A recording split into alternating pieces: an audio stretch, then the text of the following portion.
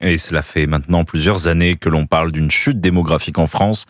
Mais là, Maëlle, nous venons d'atteindre un point de bascule. Oui, en mai dernier, le nombre de décès sur 12 mois consécutifs a dépassé le nombre de naissances sur la même période, du jamais vu depuis la Seconde Guerre mondiale.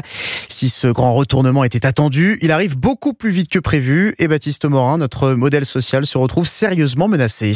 Oui, l'INSEE l'a prévoyé pour 2035. La bascule est finalement intervenue avec 10 ans d'avance. Ce qui se profile, c'est une société avec plus de centenaires que d'enfants de moins de 3 ans et une menace existentielle sur notre modèle social, rappelle Julien Damon, sociologue et auteur des Batailles de la natalité aux éditions de l'Aube. Si globalement on conserve les mêmes paramètres de notre État-providence qui est fait pour une société jeune et à démographie dynamique, alors que nous basculons dans une société vieille avec une démographie qui est bien moins dynamique, le système ne s'écroule pas du jour au lendemain, mais n'est pas soutenable, c'est certain. Face à cela, les solutions ne sont pas nombreuses.